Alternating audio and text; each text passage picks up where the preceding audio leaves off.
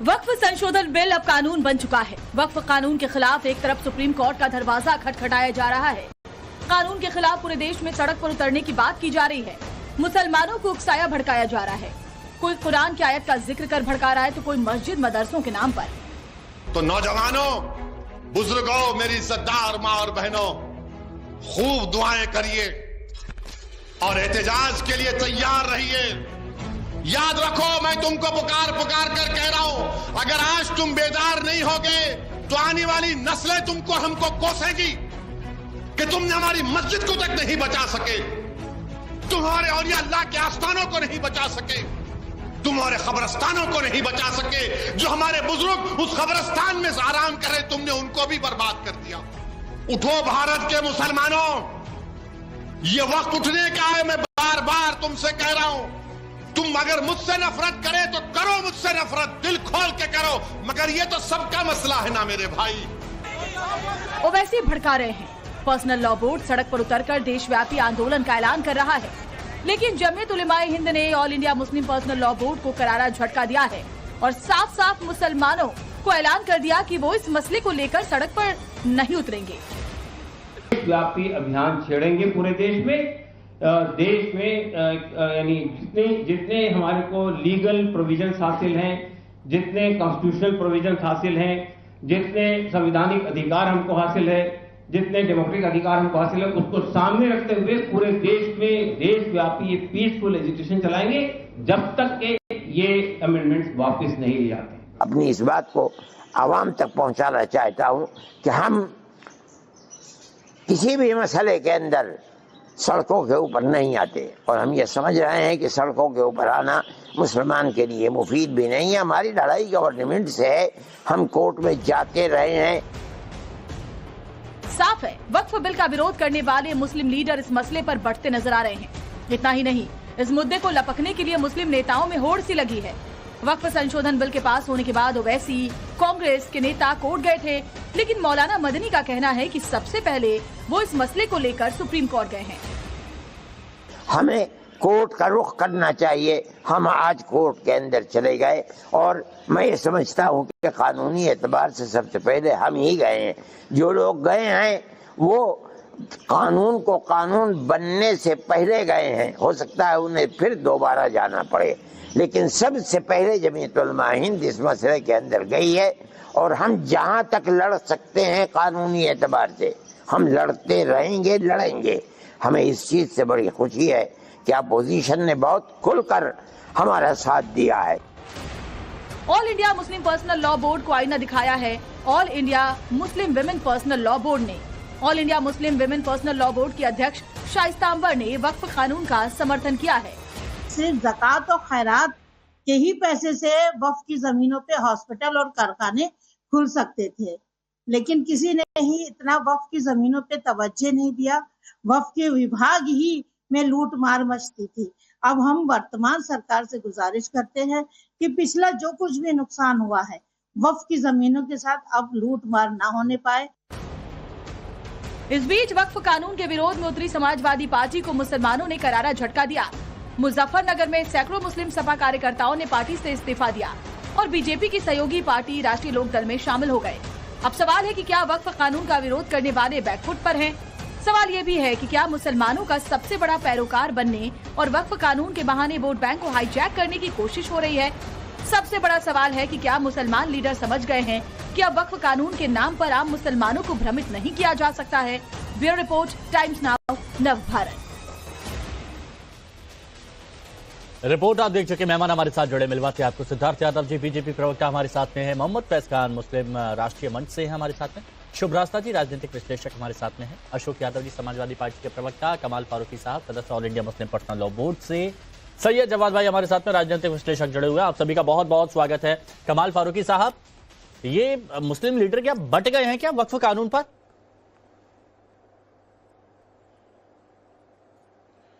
नहीं, बटे तो नहीं है। मेरे ख्याल से तो पूरे मुसलमान कम्युनिटी जो है सरकार के इस रवैये से सख्त नाराज है और हर एक अपने अपने हिसाब से इसके ऊपर प्रोटेस्ट कर रहा है, स्ट्रेटेजी बना रहा है।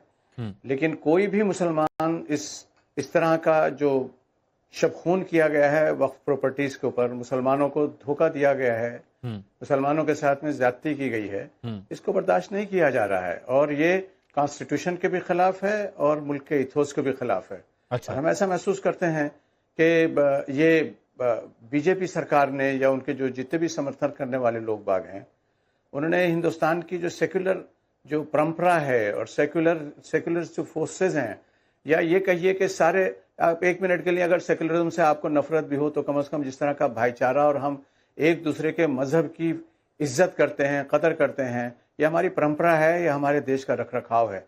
और हमने इस बात की भी उनको इजाज़त दी है हर जगह, हर मजहब के मानने वालों को, कि वो अपनी अपनी इबादत गाहें, अपने अपने जो इंस्टीट्यूशंस हैं उनकी हिफाजत करें, उनको राइट्स मिले हुए हैं, कॉन्स्टिट्यूशनल राइट्स उनके मिले हुए हैं। नहीं फारूकी साहब, ये सवाल मेरा आपसे इसीलिए था क्योंकि all India Muslim personal law board अगर ये बात कहता है कि सड़क पर जाकर प्रदर्शन करेंगे, तो दूसरी तरफ ये कहा जाता है मदनी साहब की तरफ से कि सड़क पर जाना मुसलमानों के लिए मुफीद नहीं है, सड़क पर नहीं जाएंगे, ये गलत है। तो लेकिन एक बात तो मान लीजिए ना कि मौसे के चाहे वो अरशद मदनी साहब हों, चाहे महमूद मदनी हों, चाहे मुस्लिम पर्सनल लॉ बोर्ड हो, सब इस वक्फ बिल के जो आया है उसके तो सख्त मुखालिफ है ना, ये तो मानोगे ना आप बात। हाँ। अब स्ट्रेटेजी अलग अलग हो सकती है कि भाई कोई ये कहे कि हम सड़क पर जाएंगे, कोई कहे नहीं जाएंगे, कोई कुछ किस तरह से करेगा, लेकिन ऐसे तो मतलब विरोध को लेकर एकजुटता है, कह रहे हैं विरोध को लेकर एकजुटता है, लेकिन तरीका अपना अलग अलग है, तरीके को लेकर एकजुटता नहीं है, वहां पर बटाव है। 100% मुझसे विरोध है और मुसलमानों को किसी भी तरह का इस तरह का हस्तक्षेप जो हमारे मौसे कॉन्स्टिट्यूशन का हमारा हिस्सा है उसको किसी तरह से मंजूर नहीं है। लोगों की जो भावनाएं हैं वो अलग अलग हैं, उनके इथोस अलग अलग हैं, उनका तरीक़ाकार अलग हो सकता है, लेकिन कोई भी मुसलमान, बीजेपी के मुसलमानों को छोड़कर कोई भी मुसलमान ऐसा नहीं है जो ये महसूस करता हो कि वक्फ का जहां तक ताल्लुक है, क्योंकि वक्फ जो है एक प्योरली एक माइनॉरिटी। एक बात आपने कही उस पर थोड़ा सा गौर फरमाना चाहूंगा, प्लीज सुनिएगा। आपने कहा बीजेपी के मुसलमान, बीजेपी के मुसलमान कौन? आप फरमाना नहीं कर सकते, आप उर्दू कहिए कि मैं करना चाहूंगा, फरमाना ठीक है, कोई नहीं। एक्चुअली इतने लंबे वक्त से वक्त पर इतनी चर्चा हो गई ना कि एक आध इधर उधर हो जाता है, लेकिन बताइए ना बीजेपी के मुसलमान कौन? हाँ कोई बात नहीं, इसी एक आध उसके अंदर तो वक्फ खो दिया हमने। हाँ। मौसे के यही जो जुमलेबाजी जो है हमारे जिम्मेदारों की, हमारे मीडिया की, उसी से तो वक्फ को नुकसान पहुंचा है मेरे भाई। बीजेपी के मुसलमान जो आपने बोला, ये क्या था? ये वही था जो कि बीजेपी के मुसलमान होते हैं कि मौसे के वो बीजेपी में बेचारे इसी वजह से शामिल हुए हैं कि मुसलमानों की सारी चीजों के लिए मुखालफत करते रहे, जो उनकी इबादत गाहें हैं, जो उनके तरीके हैं, जो उनके इंस्टीट्यूशंस हैं। और इसमें सिर्फ मुसलमानों ही का मामला नहीं है, इसमें तो जितनी भी माइनॉरिटीज हैं जो कि बहुत इंपॉर्टेंट हमारा पार्ट है पूरे कंट्री का, हमारी इथोस का। हमारा मुल्क बगैर माइनॉरिटीज के मुकम्मल नहीं है। हमारा खूबसूरत मुल्क जो है हर एक को फलने फूलने का मौका, अब जरा बताइएगा फैज भाई, आजादी देता है, उनको अपने इंस्टीट्यूशन चलाने फैज भाई, विरोध में एकजुटता है, लेकिन विरोध करने के तरीके में भले ही एकजुटता नहीं है, वहां पर थोड़ा सा बटाव है, बंटवारा है, वो वाली बात अलग है, लेकिन क्या क्रेडिट लेने की भी होड़ यहां पर मची हुई है? बिल्कुल। अब ये मोहम्मद फैज खान, बिस्मिल्लाहिर्रहमानिर्रहीम, रब्बि इश्रह ली सदरी व यस्सिर ली अमरी वहलुल उक़दतन मिन लिसानी यफ़क़हू क़ौली। भारत माता की जय, वंदे मातरम, जय हिंद। देखिए, अरशद मदनी साहब का बयान स्वागत योग्य है कि वो कानूनी तरीके से कोर्ट में जाएंगे, सड़क पर प्रदर्शन नहीं करेंगे। और उन्होंने कह दिया है कि जो मुस्लिम पर्सनल लॉ बोर्ड है और MIM है, इनको कोर्ट में मामला कैसे पेश किया जाए इसका तरीका भी नहीं है। बिल एक्ट बना ही नहीं था और वो लोग कोर्ट में चलेगा। भाई, जब एक्ट बना ही नहीं तो कोर्ट में किसको चैलेंज करने जा रहे हो? तो अरशद मदनी साहब ने कहा कि भैया एक्ट बना है, उसके बाद हम जा रहे हैं, तो ये सही प्रोसेस है। तो उन्होंने सिद्ध कर दिया कि MIM और इनका तरीका गलत है, मुस्लिम पर्सनल लॉ बोर्ड का, और उनका तरीका सही, और उनका तरीका सही भी है। शांतिपूर्वक कोर्ट में जा रहे हैं, इसकी इजाजत देता है, लेकिन हम नेस्त नाबूद कर देंगे, हम गृह युद्ध कर देंगे, हम जगदम्बिका पाल जी का क्या हश्र कर देंगे और चंद्रबाबू नायडू को देख लेंगे। और ये सब धमकी वाले काम ये लोग लगातार पहले भी करते रहते। इस देश का मुसलमान वक्फ एक्ट के साथ है क्योंकि इससे मुसलमानों का भला है, इलावा केवल जो पाकिस्तानी सपोर्टर मुसलमान है और जो रजाकारों की पार्टी है और मुस्लिम पर्सनल लॉ बोर्ड है जो 1986 में गरीब मुस्लिम महिला के मुंह से निवाला छीनकर खुद खा लिया था इन लोगों ने। ऐसे कुछ पाकिस्तान परस्त और कट्टरपंथी मुसलमानों के अलावा देश का मुसलमान पूरा का पूरा वक्फ एक्ट के साथ है। अब देखिए इन लोगों ने क्या किया, 1986 में सुप्रीम कोर्ट ने कहा कि गरीब मुस्लिम आपको फैज भाई आप वक्फ कानून के साथ हैं। एक मिनट कमाल साहब, फारूकी साहब, पाकिस्तानी कहने के लिए फारूकी साहब, आपको शर्म आनी चाहिए, कलमा पढ़ने वाला मुसलमान होता है, ला इलाहा इल्लल्लाह मुहम्मदुर रसूलुल्लाह। पाकिस्तानी कह रहा हूं, बीजेपी का या कांग्रेस का मुसलमान नहीं होता, इस्लाम की जरा बराबर भी जानकारी नहीं है, बता रहे हैं बीजेपी का कांग्रेस का। प्लीज डाउन करिएगा। फारूकी साहब एक बात बताइएगा, जब आपने कहा कि बीजेपी का मुसलमान, तब तो किसी ने कुछ नहीं बोला, किसी ने कोई आवाज नहीं उठाई।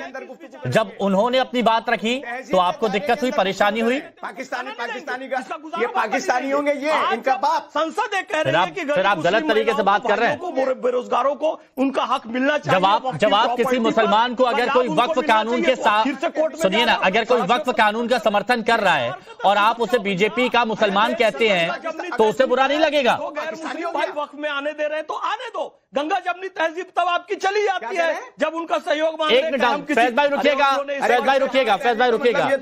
जब कोई मुसलमान वक्फ कानून का समर्थन करता है तो आप कहते हैं कि वो बीजेपी का मुसलमान है, क्या ये गलत नहीं है? लेकिन वक्फ बोर्ड और मैनेजमेंट का विषय है। हम कब कहते हैं हर एक मुसलमान को, हर एक हिंदुस्तानी को, हर एक आदमी को अपनी अपनी राय रखने का इख्तियार है। अगर कोई मेरा मुसलमान भाई बीजेपी में वो करता है तो बीजेपी को गैर कानूनी, ठीक है, वो बीजेपी का मुसलमान है। शुभरास्ता जी, जो मिनिस्टर भी रह चुके हैं। शुभरास्ता जी, क्या ये क्यों इस तरह की बयानबाजी की जा रही है और क्यों कमाल फारूकी साहब इतना आग बबूला हो गए अगर मोहम्मद फैज खान ने यह कह दिया कि जो समर्थन नहीं करते हैं इस कानून का वो अपने मतलब से नहीं करते हैं? जी हिमांशु जी, इसलिए क्योंकि मोहम्मद फैज खान साहब जो बात बोल रहे हैं उसके पीछे का मर्म समझिए। एक तो ये प्रोपेगेंडा फैलाया जा रहा है कि वक्फ को ही खत्म कर दिया गया है। भाई वक्फ बिल में अमेंडमेंट किए गए, प्रॉपर कॉन्स्टिट्यूशनल प्रोविजन के तहत किया गया।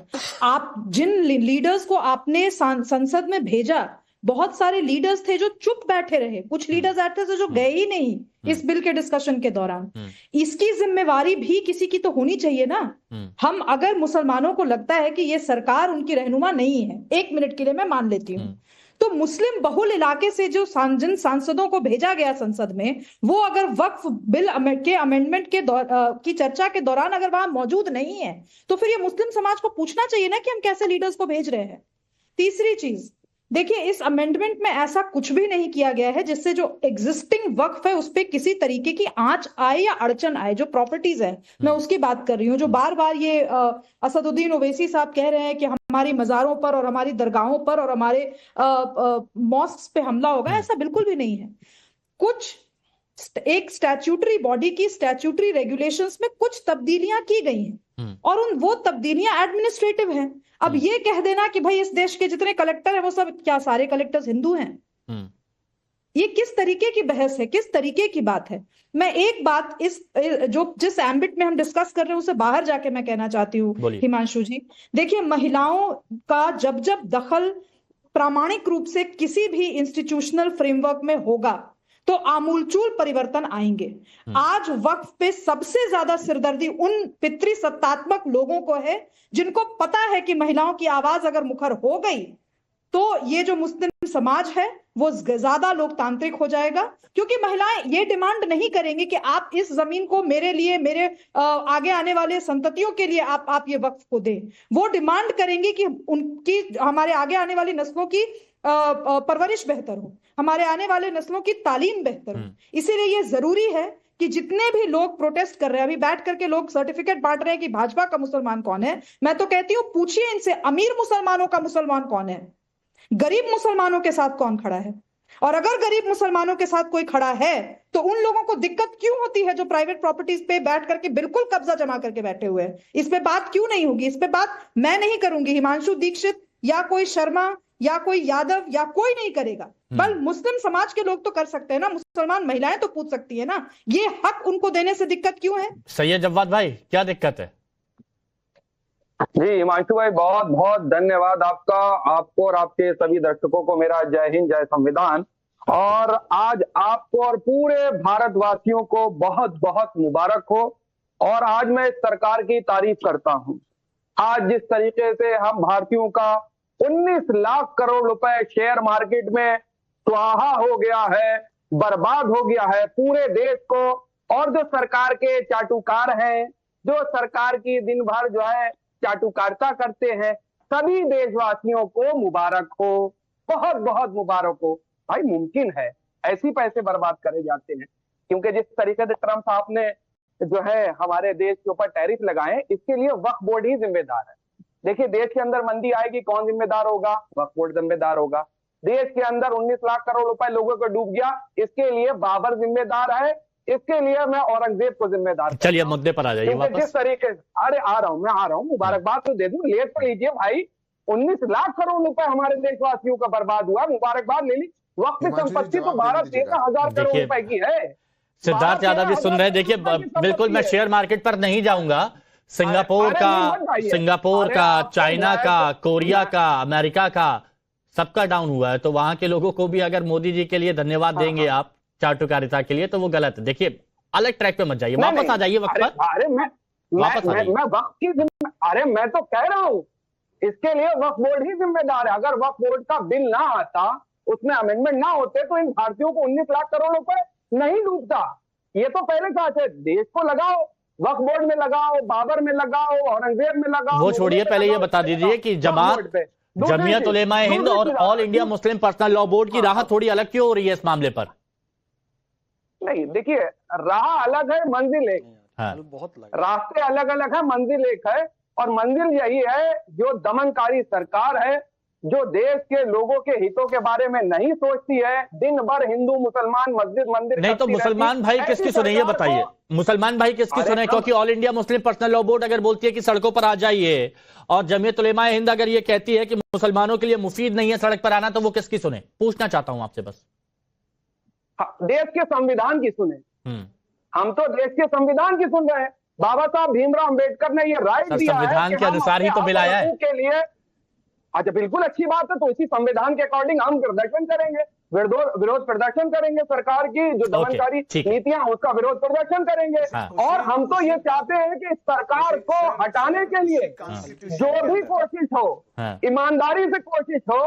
और सत्ता पक्ष, विपक्ष के जो लोग नाराज हैं सरकार से, बहुत से लोग भारतीय जनता पार्टी में नाराज हैं, उन सबको इस सरकार से अपना समर्थन वापस लेना चाहिए। अब सिद्धार्थ यादव जी को हटाना चाहिए। सिद्धार्थ यादव जी, अशोक जी थोड़ा सा रुक जाइएगा, बस आ ही रहा हूं। सिद्धार्थ यादव जी, एक बहुत बड़ा सवाल है और बहुत नाराजगी है यहां पर बहुत से लोगों की, और देश भर में बहुत से लोगों की। वो ये कह रहे हैं कि बीजेपी ने मुस्लिम लीडरों को बांट दिया है। जैसे कमाल साहब कह रहे हैं कि बीजेपी के मुसलमान है ना, बाकी मुसलमान अलग हो गए, तो आपने ये बंटवारा कर दिया है। जनता पार्टी तो बांटने में एक्सपर्ट है। देखिए हिमांशु जी, मैं पहले तो सैयद जवाद जी की बात का जवाब दे दूं। जो काम में आप बेहतर होते हैं वही काम करना चाहिए। मुस्लिम महिलाओं का हक छीनिए, मुस्लिम महिलाओं को प्रताड़ित करिए, वक्फ को लेकर के राजनीति करिए, वोट बैंक की पॉलिटिक्स करिए। कहां आप टैरिफ वैरिफ के चक्कर में पड़ रहे हैं? नहीं पता आपको तो काहे बोलते हैं आप? जब आपको पता नहीं कि दुनिया भर के स्टॉक मार्केट्स में टैरिफ का क्या इम्पैक्ट आया है, वैसे ही भारत का इम्पैक्ट है। आप क्यों कमेंट करना चाहते हैं? चलिए मैं उसमें नहीं जाऊंगा। बहुत महत्वपूर्ण चीज देश के अंदर हो रही है हिमांशु जी, और वो महत्वपूर्ण बात यह है कि आज जब एक प्रोग्रेसिव महिलाओं को हक देने वाला, मुस्लिम समाज के पिछड़ों को हक देने वाला, बोहरा समाज को हक देने वाला, अगाकनी को हक देने वाला, पासमानदा को हक देने वाला एक वक्फ का अमेंडमेंट का बिल आया है, तो देश के अंदर मुसलमान समाज से भी जो आवाजें समर्थन में आ रही हैं, ये कुछ लोग जो मलाई चाटते आए इतने लंबे समय से, जो वक्त की प्रॉपर्टीज का दुरुपयोग करते आए, आज उनको गाली देने से भी पीछे नहीं हट पा रहे हैं। फैज खान साहब आपके शो में बैठे हुए हैं, वो खतरे में है। बाहर अनेकानेक मुसलमान जो इसके पक्ष में है वो खतरे में है। पर कुछ लोग क्योंकि अपनी सत्ता को कब्जा के रखना है, क्योंकि किसी को रुक जाइए जब्बार भाई, रुक जाइए, आपके पास फिर आ रहा हूं मैं। रुक जाइए। जैसे आपकी आउट ऑफ द टॉपिक बात सबने सुनी थी ना, अब टॉपिक की बात तो सुनिए। सैयद जवाद, जितने संयम से सब लोग सुनते हैं, आपको सुनते हैं, उतना ही कर्टसी औरों को भी दिया करो। आपको तभी मेरे को लगता है ज्यादा अवसर ऐसा मिलेगा। मैं हिमांशु भाई एक बात आपको कहना चाहता हूं। आज देश के अंदर मुस्लिम समाज जो आज तक अपने अधिकारों से वंचित था, वो इस प्रोग्रेसिव वक्फ अमेंडमेंट बिल से बहुत खुश है। पर ये जो होड़ लगी हुई है, खुद ही कह रहे हैं सारे मौलाना जिनको बैठा रखा है, जो अलग अलग, कहीं कोई all India Muslim personal law board बताता है, कोई अपने आप को कुछ और बताता है, खुद ही कह रहे हैं कि इतनी ज्यादा जल्दी थी कि कुछ लोग एक्ट आने से पहले भी कोर्ट में पहुंच गए, आज इतनी जल्दी है कि हम सबसे पहले पहुंच गए, कल कुछ और लोग आएंगे। ये किसकी क्रेडिट खोरी हो रही है? ये कौन सा प्रोपेगेंडा हो रहा है? ये किनको आप बताना चाहते हैं कि हम लोग हैं? हम लोग हैं जी भैया, सबसे पहले पहुंचे थे वहां।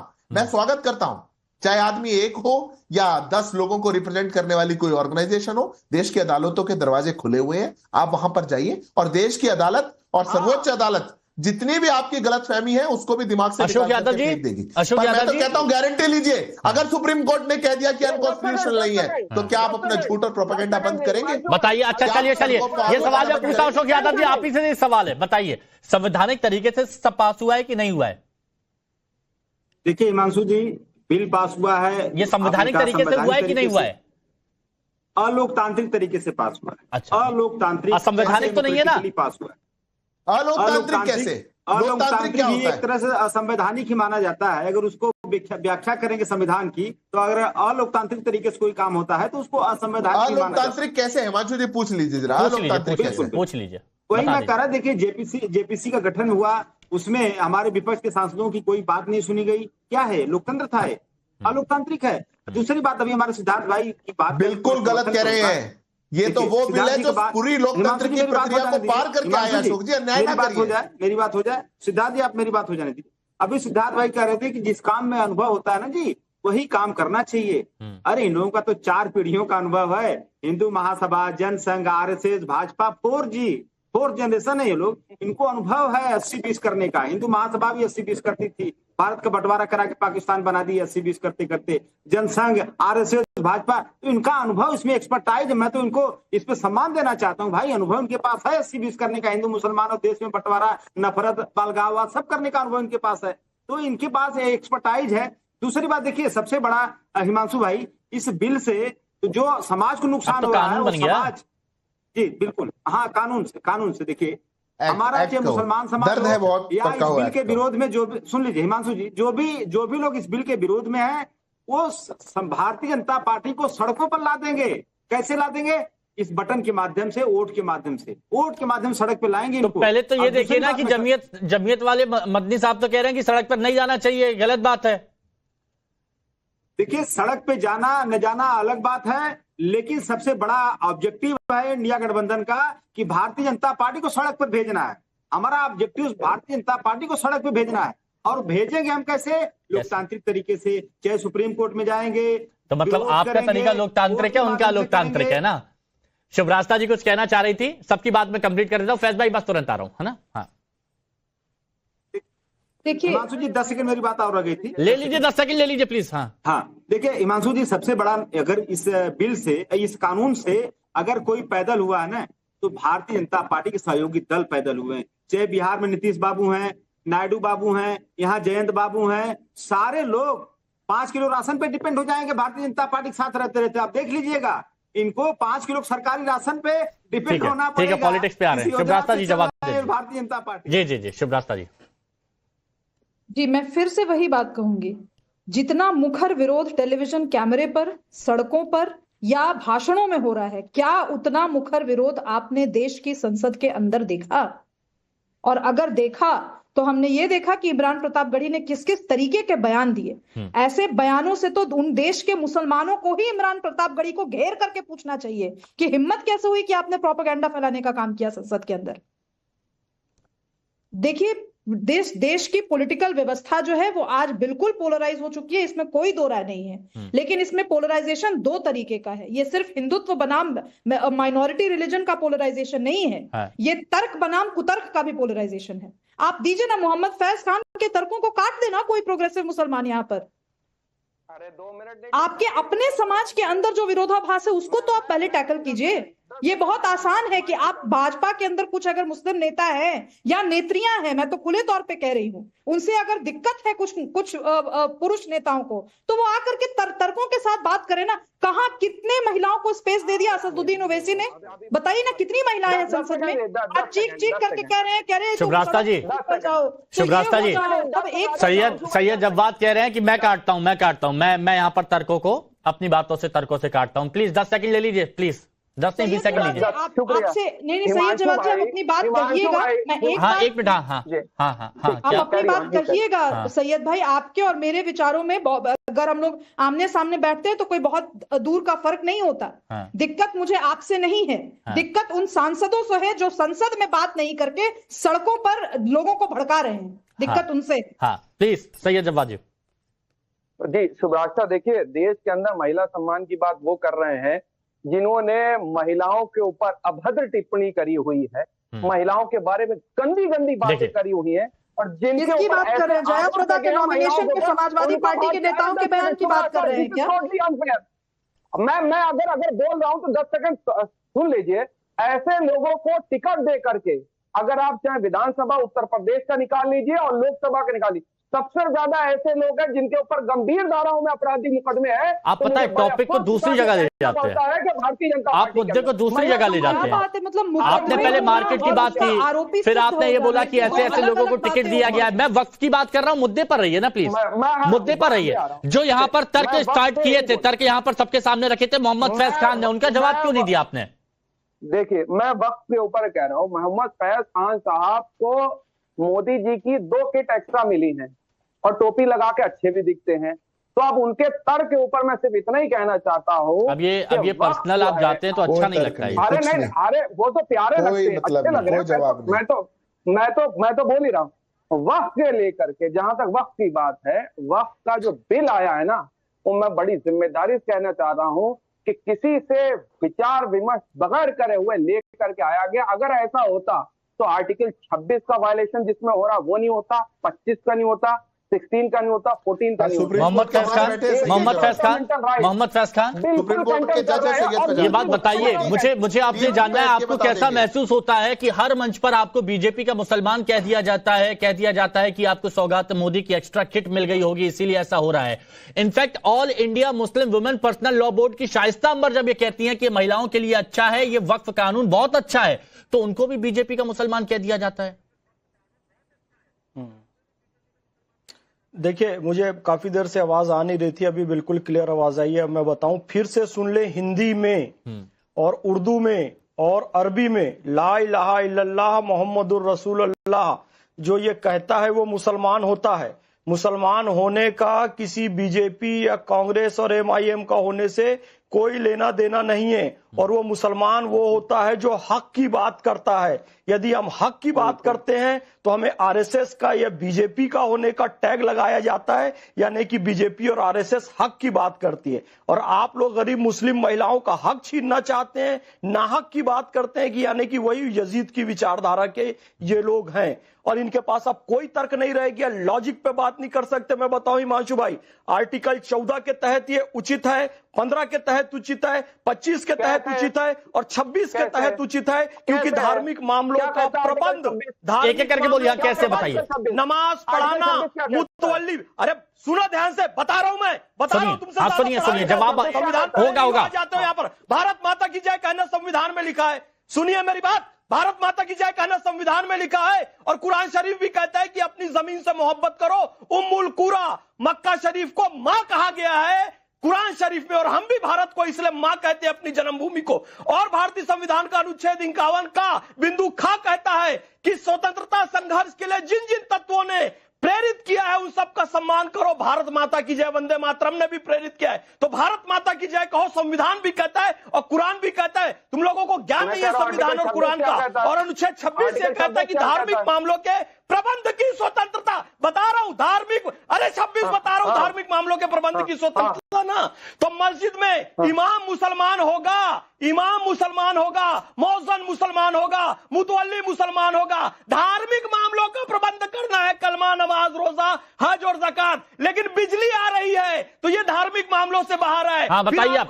ठीक है आपकी बात हो गई। हाँ सैयद जमात तुरंत, ठीक है ठीक है ऐसे नहीं ठीक है, यही कह रहा हूं, अनुच्छेद 26 नहीं बहुत अच्छा आपने बोला। हाँ वहां थानेदार आएगा, हिंदू होगा तो भी मैंने फैज भाई आपने बोल दिया, रुकिए एक मिनट रुकिए, बस 1 मिनट रुकिए। हाँ 1 मिनट रुकिए फैज भाई, रुकिए। हाँ 10 सेकंड हिमांशु। फैज खान ने आर्टिकल 26 को लेकर के सही बात बोली, मैं उनकी बात नहीं काट रहा, पढ़ लिख करके आया, मैं इसीलिए फैज की तारीफ करता हूं कि बहुत सी चीजें फैज को पता पढ़ लिख कर। यही चीज अगर है सरकार को लेकर, तो राम मंदिर ट्रस्ट के अंदर आपने किसी को भी, और मैं तो कह रहा हूं चलिए मुसलमानों को नहीं लिया, आप दलितों को शुमार कर लेते जहां आप उनको हिंदू मानते हैं, नहीं शुमार करते आप। बताइए कितनी ट्रस्टों के अंदर दलितों को और ओबीसी को शुमार कर लेते? दलित पुजारी है, मुसलमानों को सुन लीजिए, कामेश्वर चौपाल जी दलित समुदाय से हैं, दोनों पर होता है। कामेश्वर चौपाल जी दलित समुदाय से सदस्य हैं, 2 दलित पुजारी। अरे सुन लीजिएगा भाई, What I am trying to explain you have to listen to me for at least 10 seconds. अब तर्क का जवाब, अब आपके सवालों का जवाब जब मिला तो आप हिंदी से इंग्लिश में आ गए। 2 एससी पुजारी और 1 ओबीसी पुजारी राम मंदिर में, सभी को अप्लाई होता है, सभी। फिर आप टॉपिक चेंज कर देते हैं, लेकिन उसका भी पकड़ के रखा है मोहम्मद फैज ने, उसका भी जवाब दे दिया है। देखिए आप कहते हैं वो पढ़ के आते हैं, आपको अच्छा लगता है, पढ़े लिखे मुसलमान आपको अच्छे लगते हैं, लेकिन उसके बावजूद आप देखिए कि आपको विरोध करना है, आप जानते हैं सही है लेकिन फिर भी विरोध करना है। मेरा कॉन्स्टिट्यूशनल राइट है, फैज खान मेरा विरोध करते हैं, मैं फैज खान का विरोध करते हैं, यही डेमोक्रेसी है। ठीक है, डेमोक्रेसी, आप चाहते हैं डेमोक्रेसी में विरोध ना हो, लेकिन मैं सम्मान पूर्वक फैज खान का विरोध करता हूँ। शिवरास्ता जी कुछ महसूस किया आपने? जी, मैं महसूस यही कर रही हूँ कि इस देश की सियासत बहुत जल्दी बदलने वाली है, और इस बार जो बदलाव होगा वो मार्जिन्स से होगा। जिस बात के का सपना और ख्वाब हमारे देश के कम्युनिस्ट लीडर्स देखा करते थे, वो अब भारतीय जनता पार्टी के शासनकाल में पूरा होगा। तो ये तो फंडामेंटली आइडियोलॉजिकल शिफ्ट हो रहा है। अब देखिए कहाँ वक्त किस मोड़ करवट बदलता है, ये तो देखिए जो लोग पढ़ लिख कर आते हैं बिल्कुल तर्कों के साथ जवाब देते हैं, उनके तर्क अच्छे भी लगते हैं, लेकिन अपनी भूमिका निभाने के लिए वहां पर बहस करना जरूर पड़ता है, लेकिन वो जानते हैं कि सामने वाला इंसान भी सही बोल रहा है। सिद्धार्थ यादव जी, अब all India Muslim personal law board ने कह दिया कि वो तो सड़कों पर आएंगे, प्रदर्शन करेंगे, सुप्रीम कोर्ट में जाएंगे, खून के आखिरी कतरे तक लड़ाई अपनी जारी रखेंगे। अब ये बताइए आगे की रूपरेखा क्या बीजेपी की तरफ से, सरकार की तरफ से? हिमांशु जी, पहले तो एक फैक्चुअल बात गलत कही गई आपके शो पे, मैं उसको करेक्ट कर दूं। जिस बात की तुलना सैयद जवाद कर रहे हैं कि वक्फ को राम मंदिर के ट्रस्ट से वो जोड़ना चाहते हैं, दोनों की तुलना गलत है।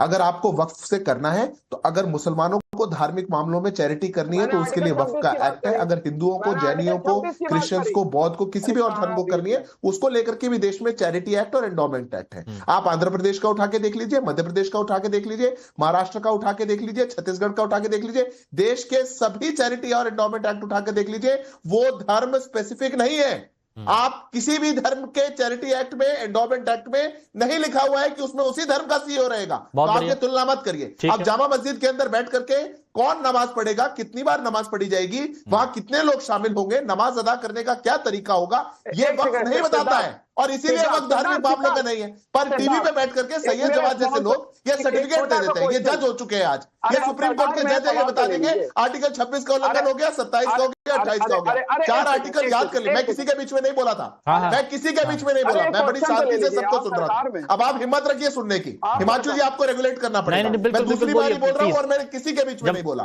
तो आप जैसे लोग जो टीवी के मंच को लेकर के अपनी अज्ञानता का प्रदर्शन करते हुए सुप्रीम कोर्ट के जज बन के बैठ जाते हैं और कहते हैं 26 का उल्लंघन हो गया, 27 का हो गया, 28 का हो गया, और कोई भी आपको काउंटर करते उसका जवाब आपके पास ना आए, मैं कहता हूं यह प्रपंच करना बंद करिए। यही आपकी देश सेवा होगी।